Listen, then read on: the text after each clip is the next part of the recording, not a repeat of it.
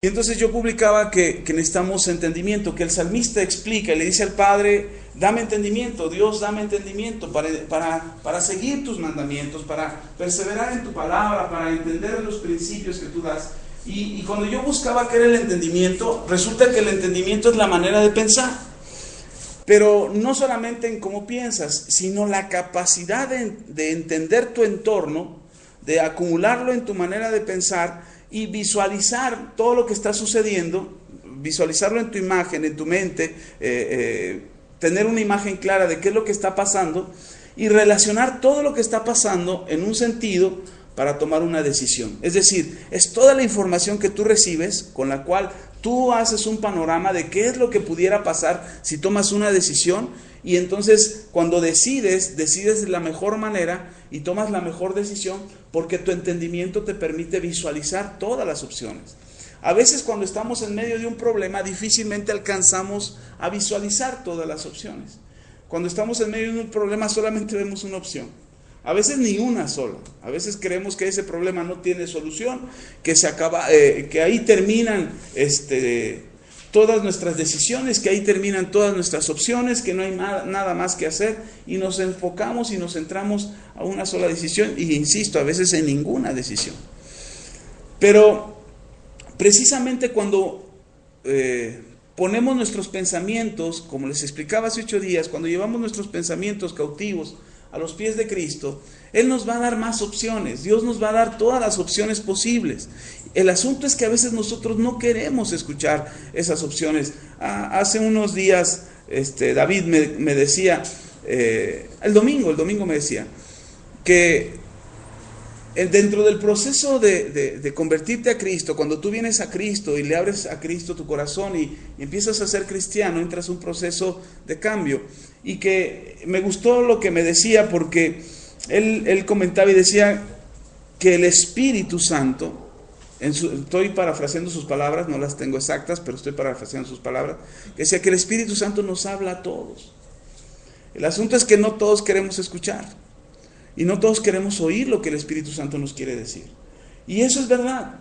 Dios, desde el momento en que tú vienes a Jesucristo, desde ese momento el Espíritu Santo está contigo. Recuerde lo que el Señor Jesús le dijo a sus discípulos: es necesario que yo me vaya, porque si yo no me voy, entonces no puedo enviarles al Espíritu Santo. Pero por causa que me voy a ir, les voy a enviar a otro Consolador, refiriéndose al Espíritu Santo. Les voy a enviar a alguien que esté con ustedes. La palabra que el Señor Jesucristo usa es la palabra, paracleto, que significa alguien que va a estar ahí, o alguien que está pegado ahí, alguien que va a estar permanentemente. Entonces el Espíritu Santo está ahí permanentemente. El Espíritu Santo está todo el tiempo. A veces nosotros sentimos que Dios ya no está con nosotros, a veces sentimos que Dios se ha alejado de nosotros, que la situación es tan difícil que Dios no está ahí, pues. Pero Dios está ahí. Él lo prometió. Él dijo en Mateo capítulo 18, versículo 20, yo estaré con ustedes todos los días hasta el fin del mundo. ¿Hasta cuándo? Hasta el fin del mundo. Todavía no es el fin del mundo, así es que no se preocupe, el Señor sigue ahí. Entonces, como el Señor está con nosotros y Él permanece a nuestro lado, el asunto es si nosotros estamos dispuestos a escuchar su voz o no estamos dispuestos a escuchar su voz. Y dependiendo de lo que oigamos, es lo que nosotros vamos a pensar. De acuerdo al tipo de noticiero que usted escuche, es la manera de pensar que usted tiene. Si usted escucha a Adela Micha, va a pensar como Adela Micha. Si escucha a López Dóriga, va a pensar como López Dóriga. Si escucha ¿cuál es el otro de la mañana? Loret de Mola, va a pensar como él. O si escucha a cualquier otro en los noticieros, la información, aunque sea la misma información, es la manera en cómo ellos lo presentan y la manera en cómo ellos lo dicen, que esa manera es la que nos forma o la que pretende formarnos a través de la televisión. Ese es el secreto de la televisión. El secreto de la televisión es hacernos a un modo de pensar que convenga a los grandes dueños, empresarios de las grandes televisoras. Ese es el secreto de la televisión, hacernos pensar a su manera. Entonces, estamos tan acostumbrados a escuchar ese tipo de noticias. Mire, yo ya no escucho los noticieros de la televisión y cuando oigo la radio en el carro, cuando voy manejando en la mañana sobre todo, es cuando escucho las noticias. Y me he dado cuenta, por algún tiempo me di cuenta que empecé a pensar de la manera en como lo mencionaba ¿cómo se dice?, la conductora del noticiero, que es Carmen Aristegui. Y entonces yo empecé a escucharla y me di cuenta que empecé a pensar como ella. Empecé a hablar como ella, a expresarme como ella, porque era lo que yo oía todos los días en la mañana. Y entonces al darme yo cuenta dije, no, yo no quiero tener la mente de Carmen Aristegui, yo quiero tener la mente de Cristo. Así es que opté y quité las noticias en la mañana y me puse a escuchar música. Y me puse a escuchar alabanzas y hasta las mismas predicaciones que yo grabo, las bajo a mi memoria, las traigo en el carro y estoy escuchando las mismas predicaciones que yo doy. ¿Por qué razón? Porque nos hacemos al modo de lo que oímos. Lo que entra por nuestros oídos tiene tal efecto en nuestra manera de pensar que produce eso, un pensamiento, una forma de tomar decisiones. Y entonces nuestro entendimiento, que ya les dije que es la manera de poder decidir correctamente, nuestro entendimiento queda atrapado por lo que hemos escuchado. El Señor Jesús reprende a los escribas y a los fariseos y les dice, ustedes son hijos de su padre el diablo porque hacen lo que su padre el diablo les pide que hagan. Y entonces ellos se enojan, no, que nosotros no somos del diablo, ¿y cómo se te ocurre? Dice, porque ustedes hacen lo que oyen a su padre el diablo decir.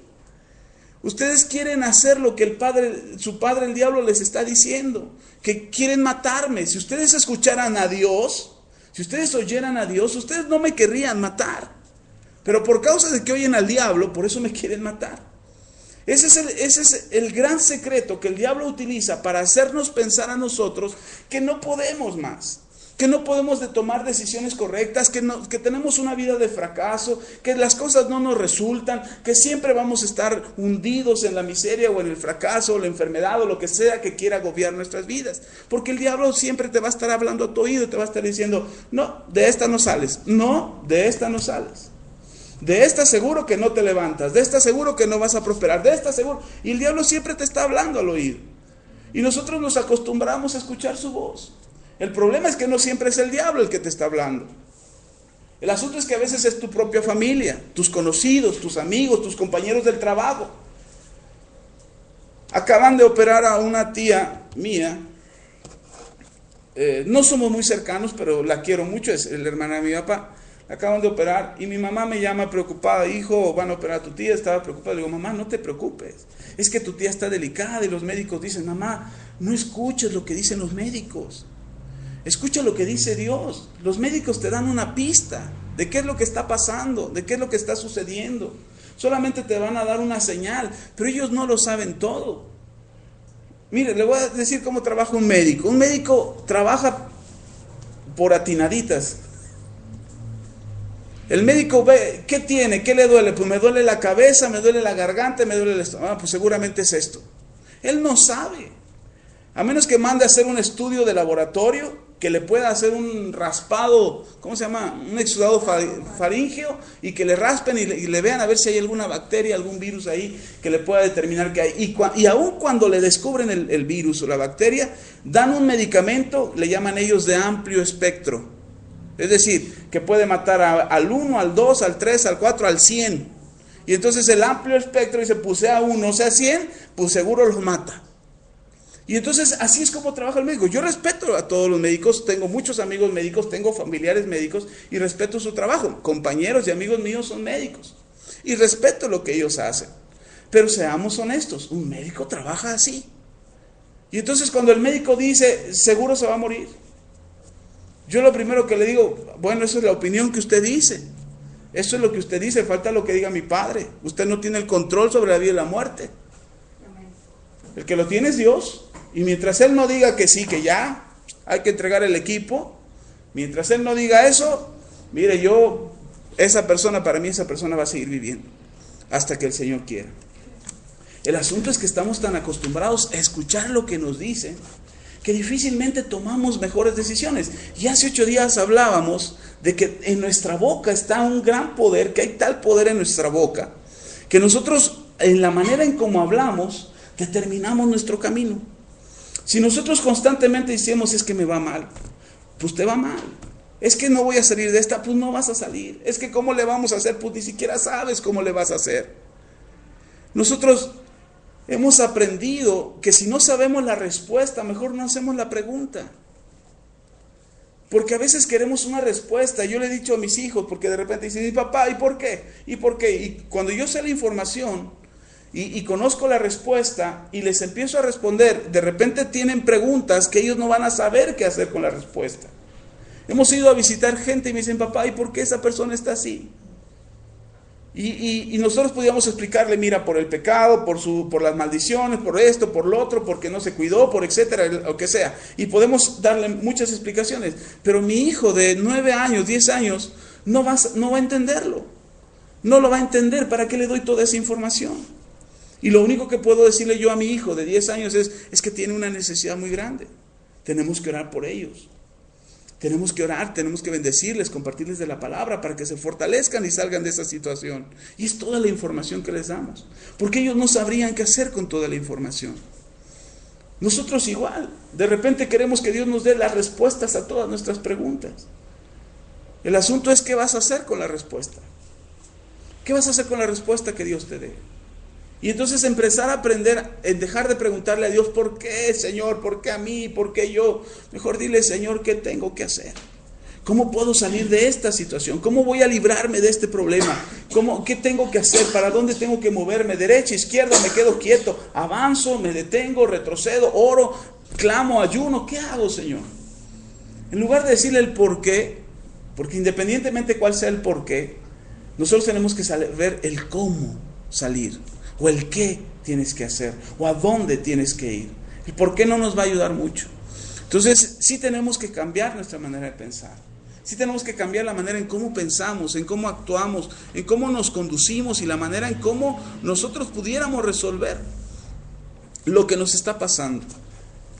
Y yo les decía que vamos a ver hoy un ejemplo claro de la manera de expresarnos, o cómo debiéramos expresarnos respecto a lo que nos está pasando.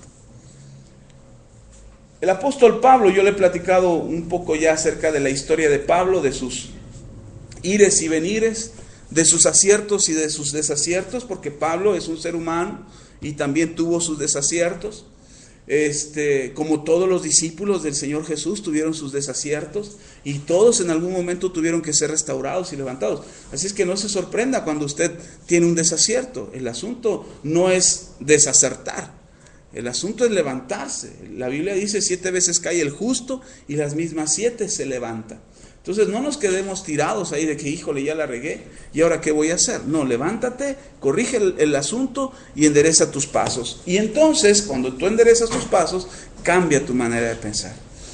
El apóstol Pablo, con todos sus desaciertos, les escribe a la iglesia que está en Corinto, y en la segunda carta que les escribe, en el capítulo 4, si usted puede abrir su Biblia ahí, en Segunda de Corintios, capítulo 4.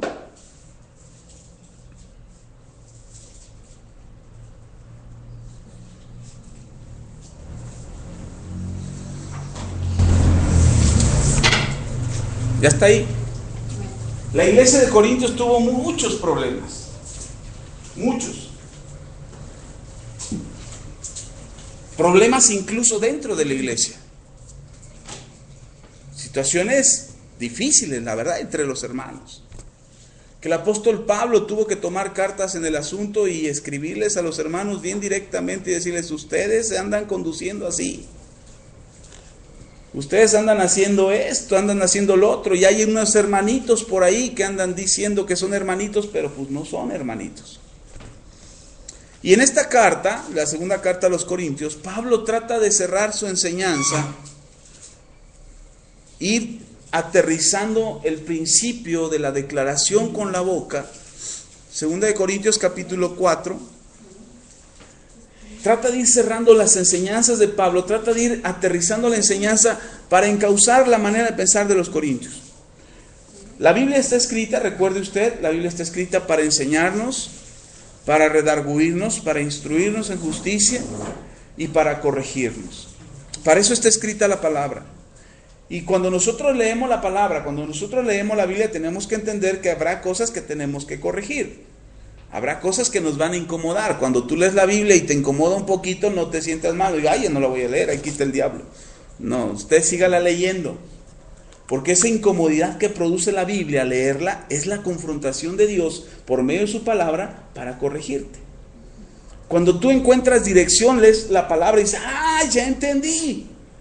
Ya sé por qué. Cuando tú lees, es que Dios te está dando una instrucción. Sigue leyendo.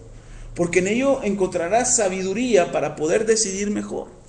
Y la palabra de Dios tiene tal capacidad de transformación de nuestro entendimiento, que entre más la leamos, más transformación produce. Por eso yo le sugiero y le propongo que cuando usted lea la Biblia, si usted va a leer la Biblia, léala en voz alta. Le va a producir doble efecto, por la vista y por los oídos. Entonces procure leerla en voz alta. Porque a veces cuando leemos en silencio, no sé si a usted le pasa, a mí me pasaba, pero empezaba a leer en silencio y empezaba bien inspirado. Y sí que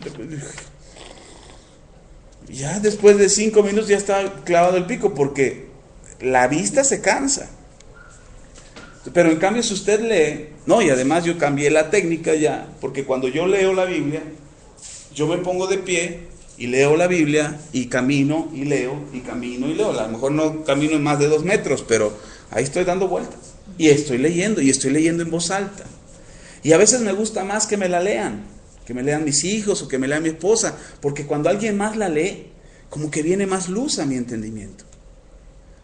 Porque le da otra entonación, porque se inspira a la otra persona, lo lee diferente. Yo ya me acostumbré tanto a como yo la leo, que ya la leo normal. O sea, ya para mí es cotidiano leerla. Y entonces cuando alguien más la lee, me inspira y digo, a ver, eso no lo había visto, o eso no lo había entendido. Porque además también busque usted el modo de conseguirse la Biblia en audio. Ya está en el internet, bájela de internet. Baje el audio de la Biblia, toda la Biblia, desde el Génesis hasta el Apocalipsis. Hay una persona que se dio a la tarea de leérnosla toda y de grabarla, y la dejaron ahí en el internet para que usted pudiera accesar a ella y pudiera descargarla y tuviera en audio. Y entonces a lo mejor usted dice, es que no me puedo sentar a leerla. Pretextos, decían en mi tierra. Ponga el audio. Usted tiene muchas cosas que hacer, ponga el audio cuando va manejando, cuando está haciendo qué hacer, ahora no sustituya el oír la palabra grabada con leerla, no vaya a sustituirla. El pastor ya me dio permiso de no leer la Biblia, no. Entonces no lo sustituya, que sea una herramienta más para nutrir su espíritu, su alma. Ok, entonces teniendo la palabra este poder de transformar nuestra mente, el apóstol Pablo le escribe a los Corintios y les dice cuál debería de ser la actitud que ellos deberían de tener ante las circunstancias adversas y cómo expresarse al respecto. Por ejemplo, si usted tiene un problema y yo le pregunto, ¿cómo está? No me conteste, pero no se vaya a balconear ahorita, pero usted tiene un problema y yo le digo, ¿cómo está? Y entra un conflicto en nosotros entre declarar por fe que estamos bien o confesar con nuestra boca que nos está yendo de la patada. Y entonces uno dice, bien, gracias a Dios. O con luchas, pero ahí la llevo. O hermano, me está yendo mal. Y cambiamos, o sea, tenemos ese conflicto de no saber cómo expresarnos. Recuerde, en nuestra boca podemos establecer un decreto. Con nuestra boca podemos establecer las características y el tipo de vida que nosotros pudiéramos llevar. Con tu boca tú puedes decir qué es lo que te espera durante los próximos días, durante la siguiente semana, durante el próximo mes y durante el próximo año, o lo que resta de este año. Con tu boca tú puedes determinar qué es lo que viene para ti, qué es lo que está por sucederte. Está en tu boca. La Biblia dice, cerca de tu corazón está la palabra. Entonces nosotros podemos hablar lo que está escrito, lo que está declarado. Podemos confesar que sí tenemos una lucha, pero que no nos han vencido. Yo soy de una idea. Lo aprendí hace mucho tiempo y me quedó a mí muy claro. Creo que algunas veces se lo he mencionado a usted. Yo aprendí que cuando estás en batalla, cuando las cosas no son fáciles, cuando estás peleando con tu enemigo y que tu enemigo se levanta contra ti y te hace una guerra, a veces ¿cómo se dice? Escarnecedora, desgarrante, una guerra donde está la vida de por medio. Yo he aprendido que cuando estás en medio de la batalla significa que tu enemigo no te ha vencido. Porque si tu enemigo ya te hubiera vencido, tú ya estarías tirado al piso, con la cara al suelo, con la pata de tu enemigo sobre tu pescuezo, sin que te puedas levantar. Y por causa de que no estás ni cara al piso, ni derrotado, ni vencido, significa que estás en una batalla, pero le está costando trabajo a tu enemigo vencerte. El asunto es que nosotros tenemos la victoria. Nosotros ya se nos ha sido dada la victoria. Y nosotros somos más que vencedores en Cristo Jesús. Ok, leamos ahí en 2 de Corintios, capítulo 4. 2 de Corintios, capítulo 4, versículo 7. Dice el apóstol Pablo a los Corintios: pero tenemos este tesoro en vasos de barro, para que la excelencia del poder sea de Dios y no de nosotros, que estamos atribulados ¿en qué? ¿Cómo dice Pablo? Estamos atribulados, hermanos. Ahora sí la cosa se puso fea. ¿Cómo estamos? Atribulados. ¿En qué? En todo, dice. Pero mire lo que dice Pablo. Estamos atribulados en todo, mas no angustiados. O sea, estamos en medio de una batalla, pero esta batalla no nos angustia. Es decir, yo sé cuál es el final de la batalla. Cuando yo no sé cuál es el final de la historia, pues sí me angustia. Pero cuando yo ya sé cuál es el final, no me voy a angustiar, porque yo sé cuál es el final. Yo sé cómo va a terminar la batalla. Yo sé cómo va a terminar la tribulación. Yo sé cómo va a terminar esta aflicción, este conflicto, esta batalla. Yo sé cómo va a terminar. Y porque sé cómo va a terminar, no estoy angustiado. Si es un problema, sí, no lo niego, es un problema. Pero no estoy angustiado. No me estoy comiendo las uñas. Es más, mire, tan grandotas mis uñas. No me estoy comiendo las uñas, no me estoy... Híjole, ¿y qué voy a hacer? ¿Y cómo va a suceder? ¿Y cómo lo voy a resolver? No estoy angustiado. Es un problema, estoy en una tribulación. El mismo Señor Jesús dijo: en el mundo hallaréis aflicción, pero no teman, yo ya vencí al mundo. Entonces, es verdad que podemos estar en medio de una tribulación. Por eso dice Pablo, estamos atribulados en todo. Problemas en el trabajo, problemas en el dinero, problemas en la familia, problemas en la salud, problemas en esto, problemas en lo otro. Hay problemas por todos lados, pero no estoy angustiado. No estamos angustiados, no porque nos hagamos los tontos y no nos importe. No estamos angustiados porque sabemos cuál es el final del problema. El final es nuestra victoria. El final es que salimos bien librados, el final es que salimos con la cabeza en alto, salimos, dice el salmista en el Salmo 23, cuando habla del buen pastor, cuando Jehová es mi pastor, él dice: tú aderezas mesa delante de mí en presencia de mis angustiadores. No dice el salmista que corren los angustiadores, están ahí los angustiadores. Pero yo como tranquilamente mi banquete, porque mi Padre puso la mesa para mí.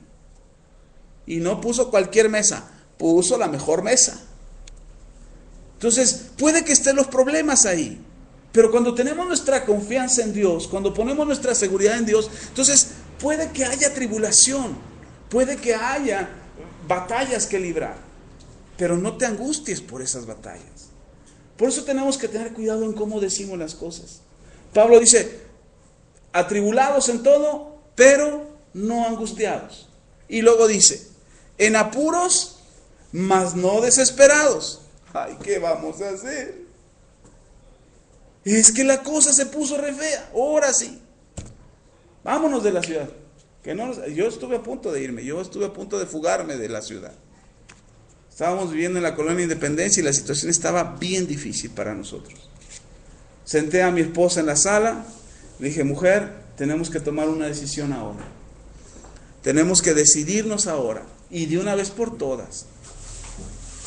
Este es el momento de irnos de la ciudad. Mi esposa se me quedó mirando. Y yo creo que vio tanta mi desesperación que dijo: sí, mi amor, vámonos. Entonces dice: ¿y qué hacemos? Pues le voy a hablar a mi papá. Vamos a renunciar al trabajo. Bueno, no vamos a renunciar, vamos a pedir una licencia y vamos a después tramitar nuestro cambio a Guerrero. Y nos vamos a ir a vivir allá con ellos, que nos hagan un huequito ahí en su casa. Y vamos a movernos. Y así estábamos de apurados. Estábamos tan desesperados por las cosas que estaban pasando que no sabíamos cómo resolverlo. Y entonces ese fue uno de los momentos en que yo me puse a orar desesperadamente delante de Dios. Dije, Señor, ya no puedo. Y ahí es cuando Dios empezó a responder y a mostrar su favor y su misericordia y a resolver las cosas. No vino Él del cielo a resolvernos las cosas. Nos dio la sabiduría para empezar a resolverlas. Y entonces empezamos a ver que sí íbamos a estar en apuros, que sí íbamos a estar apurados, pero no teníamos que desesperarnos. ¿Quién es una persona desesperada? ¿Quién es una persona desesperada? No me diga sus síntomas, no me diga así sus síntomas. ¿Quién es el que está desesperado? Ajá. Sí, pero ¿cómo podríamos darnos cuenta de que la persona está desesperada? Tú te formas para la fila de las tortillas y hay 20 gentes delante de ti y la tortillera está platique y platique. Se queja y no se espera. Desesperado es que no espera. Cuando estamos en apuros, ya nos apura. Y andamos apurados. Queremos que se resuelva rápido. Queremos que se resuelva mañana. Queremos que, mire, ya, Señor, estuve orando por 20 días. Estuve yendo a la iglesia por 2 años. Estuve leyendo la Biblia, ya la leí de pasta a pasta y no hay respuesta, Señor. Ya, no hay prisa. Ya, perdón, ya yo llevo prisa, tú no llevas prisa, yo ya me desesperé. Es decir, ya no quiero esperar. Cuando nos apuramos, nos cansamos de esperar. Ya no queremos esperar. Y perdemos, el que espera, tiene esperanza. La palabra esperanza viene de esperar. O esperar viene de esperanza. Entonces, cuando nosotros nos desesperamos, perdemos toda esperanza. Y dice el apóstol Pablo, sí, vas a estar apurado, vas a tener cuestiones que resolver, va a haber situaciones que tienes que enfrentar, pero no desesperes, no pierdas tu esperanza, pues. Espera, un paso más, un renglón más, un escalón más, un momento más y Dios traerá su respuesta. Tenemos que esperar. Cuando desesperamos, es que ya pasó mucho tiempo y nos desesperamos, hermano, el diablo toma ventaja.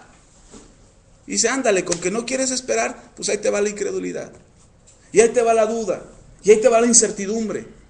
Y ahí van a venir otra vez todos tus angustiadores sobre ti para meterte presión.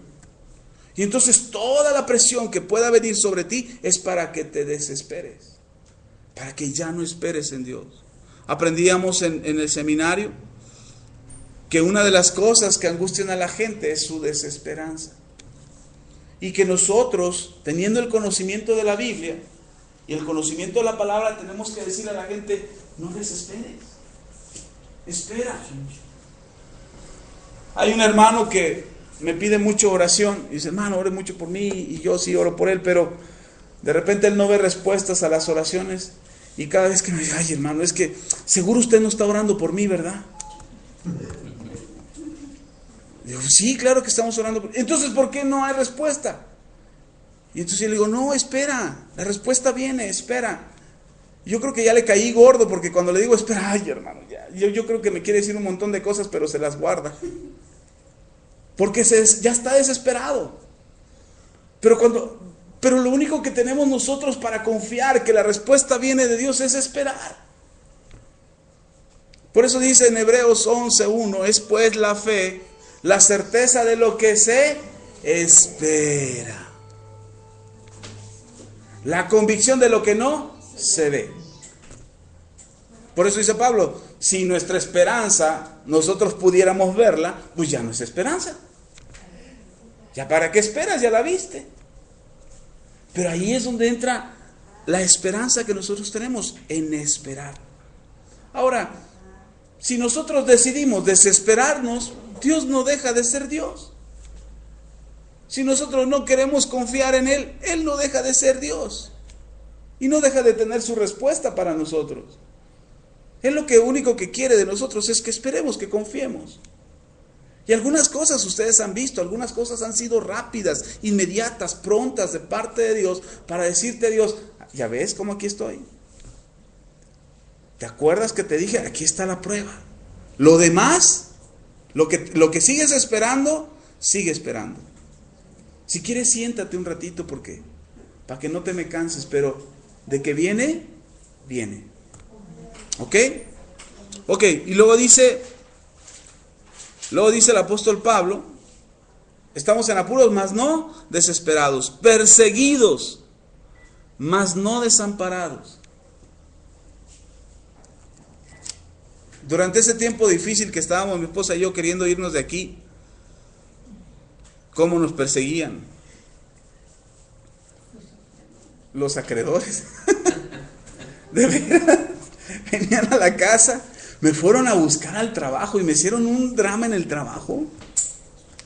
Pero gritándolo en el pasillo así, es que usted no debe, usted debe y pague, deudor, y que le vamos a embargar.